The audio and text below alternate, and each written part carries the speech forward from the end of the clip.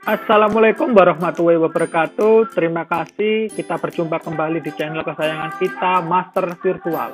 Oke, kali ini Bapak Ibu Guru, Master Virtual akan memberikan cara bagaimana mendownload kartu ujian PPG dalam jabatan. Nah, caranya Bapak Ibu Guru bisa melalui Google dengan mengetik halaman SIM GTK, login. Kalau sudah masuk akan tertulis halaman portal gtk.belajar.kemendikbud.go.id. Kemudian Bapak Ibu klik pilih masuk SIM PKB atau admin atau personal. Nah, ketika sudah klik masuk, nanti Bapak Ibu akan disuruh memasukkan nomor SIM PKB-nya dan password sesuai Bapak Ibu Guru yang sudah miliki. Nah, ketika nanti sudah masuk Bapak Ibu, langkah selanjutnya adalah tinggal mengklik pojok bagian kanan atas, ya, seperti yang saya tampilkan pada layar. Diklik pada pojok bagian kanan atas, pilih tulisan menu PPG prajabatan dan dalam jabatan.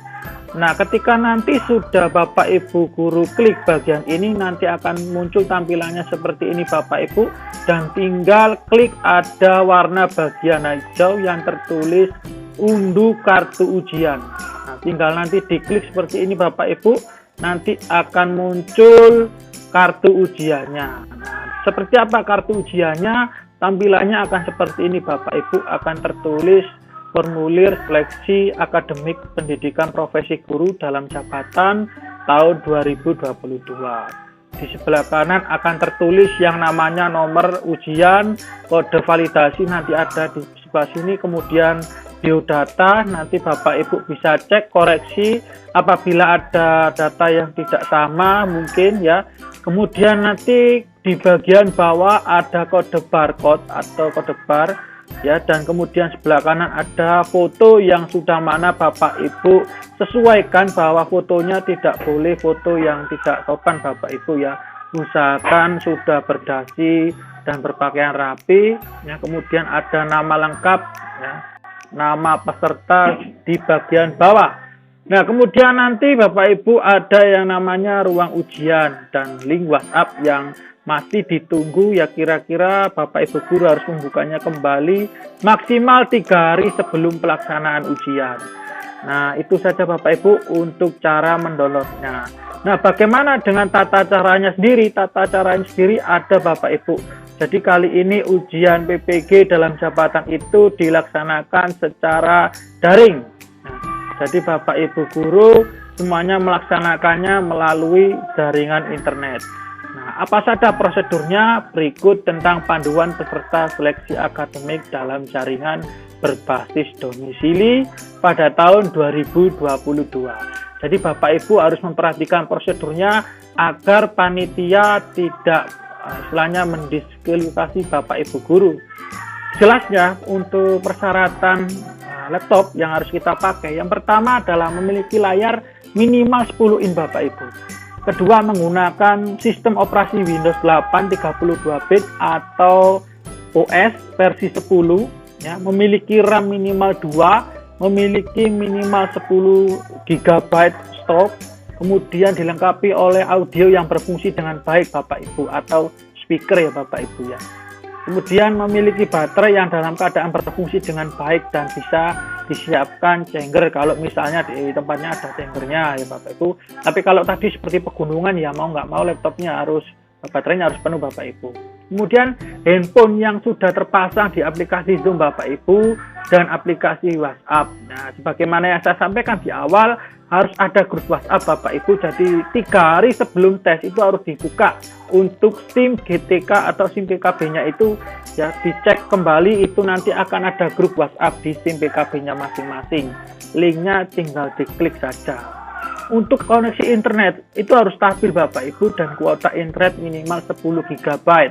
Jadi kalau yang masih menggunakan hotspot itu sangat berbahaya kalau misalnya internetnya kurang dari 10 GB Bapak Ibu. Mohon diperhatikan gitu Bapak Ibu. Nah, untuk petunjuk pelaksanaan seleksi daring berbasis domisili bagi peserta, Ya, peserta menyiapkan laptop dengan spesifikasi yang sesuai dengan ketentuan sebagaimana yang di atas Bapak Ibu yang sudah disampaikan. Ya, minimal untuk RAM-nya 2 GB dan Windows-nya minimal paling tidak Windows 8. Ya, kalau Windows 10 sudah pasti bagus Bapak Ibu. Ya. Kemudian yang kedua, peserta menyiapkan handphone yang sudah terpasang aplikasi Zoom. Nama peserta pada aplikasi Zoom harus sesuai dengan nama lengkapnya. Jadi mohon diperhatikan Bapak Ibu, di Zoom itu juga ada nama kita pada layar, itu harus sesuai dengan nama lengkap kita Bapak Ibu. Ya, misalnya Budi Santoso, ya nama Zoom-nya harus Budi Santoso. Yang ketiga, peserta menyiapkan koneksi internet yang stabil dengan kuota internet minimal 10 GB. Peserta menyiapkan ruangan yang tenang, nyaman, dan dengan pencahayaan yang cukup. Jadi misalnya nanti ketika Zoom, tapi Bapak Ibu ruangannya gelap, nah itu biasanya akan ditegur Bapak Ibu. Jadi harus terlihat jelas layar PC atau laptop, dan Bapak Ibu juga tidak gambarnya buram gitu ya, harus jelas. Kemudian peserta menyiapkan meja dan kursi dengan jarak kurang lebih 2 meter dari kamera Zoom atau HP. Jadi jarak kita, laptop kita, itu dengan HP paling tidak 2 meter. Agar apa? Terlihat Bapak Ibu bahwa kita benar-benar steril di ruangan itu sendirian. Ya, di atas meja hanya diperbolehkan ada laptop, botol gelas air minum transparan, obat-obatan pribadi ya khusus untuk peserta yang sedang sakit, ya, atau kertas kosong misalnya Bapak Ibu, dan 1 buah alat tulis laptop bersih dari kabel lain kecuali kabel janger Bapak Ibu. Yang kedua, peserta memasang atau menginstal program aplikasi yang sudah saya sebutkan sebelumnya dalam channel saya. Ada Safe Exam Browser atau SAP 1 dan SAP 2 yang harus diinstal pada laptop Bapak Ibu sebelum mengikuti tes ujian.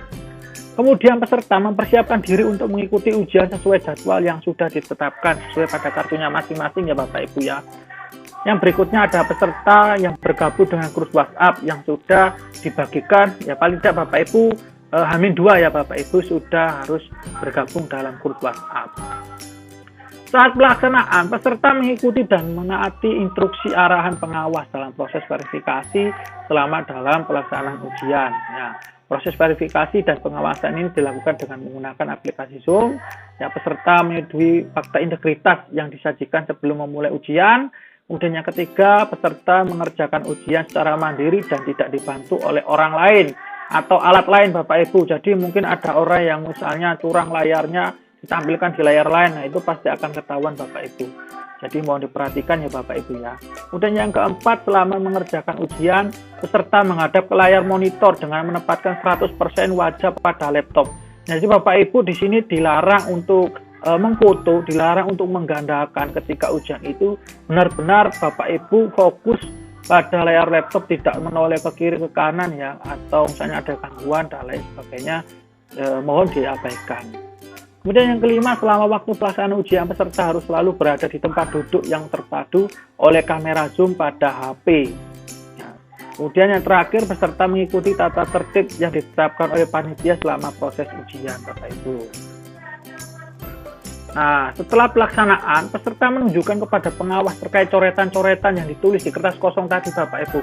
Jadi kertas yang misalnya untuk berhitung dan lain-lain itu harus dirobek di hadapan pengawas, di hadapan depan kamera Bapak Ibu ya. Jadi ditunjukkan bahwa Bapak Ibu tidak merekap atau berusaha untuk menulis soal karena ini sifatnya rahasia Bapak Ibu. Kemudian peserta mengakhiri seleksi sesuai dengan arahan pengawas. Nah, kemudian pelanggaran dan sanksi bagi peserta daring berbasis domisili. Nah, untuk sanksinya Bapak Ibu, peserta lupa mematikan suara HP, ya peserta yang berpakaian tidak sopan, maka peserta diperingatkan oleh pengawas untuk sanksinya.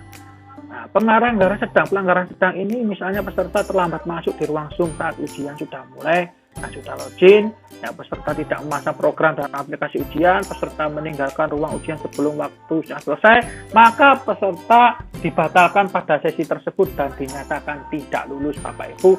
Maka sangat hati-hati, mohon Bapak Ibu jangan sampai melakukan pelanggaran ini ya. Terutama untuk yang tidak memasang program atau aplikasi, silakan dilihat pada channel saya ya, ada khusus untuk bagaimana cara install aplikasi PPG dalam jabatan. Oke. Kemudian untuk pelanggaran berat, contohnya peserta menyimpan dan atau menyebarluaskan sebagian seluruh soal, peserta dinyatakan tidak lulus dan didiskualifikasi sebagai peserta ujian. dapat diproses secara hukum sesuai dengan pelanggaran yang dilakukan. Ini pelanggaran berat Bapak Ibu. Jadi jangan sampai ada pemrotetan ketika ujian difoto yang seperti itu atau dicatat di dalam kertas nanti. Itu tidak boleh Bapak Ibu karena ini sifatnya rahasia. Oke, berikutnya adalah pelanggaran yang sangat berat Bapak Ibu. Contohnya adalah peserta dibantu oleh pihak lain dalam mengerjakan soal. Peserta dimasukkan data atau datanya itu palsu ya Bapak Ibu ya, nggak sesuai dengan kenyataan. Maka peserta dinyatakan tidak lulus dan didiskualifikasi sebagai peserta ujian, dapat diproses hukum sesuai dengan pelanggaran yang dilakukan Bapak Ibu. Jadi jangan sampai melakukan pelanggaran ya Bapak Ibu. Ini motivasi kita tadi yang terakhir ya Bapak Ibu ya, kita tidak usah berpikir untuk berbuat curang. Pengawas lebih ketat, satu pengawas mengawasi 20 peserta dan pengawasan dilakukan secara berlapis Bapak Ibu. Ya. Pengawas itu ada di panitia pusat ya Bapak Ibu ya. Nah ini Bapak Ibu ya, pengawas ya berjenjang dari lab sampai panitia pusat. Ini kasus peserta ngomong keras terus dan sudah diingatkan. Nah ini contoh Bapak Ibu. Jadi ada peserta yang ngomong keras dan ngomong terus, akhirnya di stop Bapak Ibu, tidak bisa mengikuti ujian. Kemudian ini ada ujian seleksi tidak boleh diwakilkan Bapak Ibu, jadi datanya nggak sama. Ya sebelum ujian peserta mengupload foto terkini, ya, harusnya yang ikut ujian sesuai dengan foto terbaru. Nah itu Bapak Ibu ya, itu contoh. Berikutnya peserta tidak boleh memfoto soal seperti ini Bapak Ibu, jadi soalnya difoto itu langsung di stop juga Bapak Ibu ya.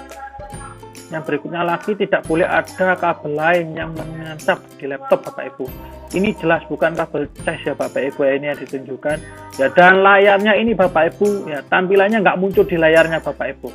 Nah ini juga termasuk pelanggaran, jadi ini yang juga di stop Bapak Ibu. Nah, kemudian ini kalau dipandang SJR secara cermat, ada tangan orang lain yang ikut nombol keyboard. Nah Bapak Ibu ya, perhatikan ya Bapak Ibu ya. Nah ini juga tidak boleh Bapak. Pengawas perlu nanti akan kita ditegur Bapak Ibu ya dengan oleh pengawas, jadi tidak boleh ada pelanggaran seperti ini Bapak Ibu. Ya berikutnya adalah peserta sengaja membaca soal secara keras. Ya seperti ada suara kode orang lain. Nah ini juga dianggap pelanggaran Bapak Ibu. Bapak Ibu membaca soal tapi keras. Nah itu dapat dicurigai ada orang lain sehingga dihentikan Bapak Ibu. Oke, itu saja Bapak Ibu yang bisa saya sampaikan. Terima kasih, mudah-mudahan Bapak Ibu semuanya lulus ujian BPK dalam jabatan. Terima kasih, mudah-mudahan Bapak Ibu semua tetap ya suka dengan channel Master Virtual dan semua Bapak Ibu diberikan kelancaran. Salam sukses Master Virtual. Saya akhiri. Assalamualaikum warahmatullahi wabarakatuh.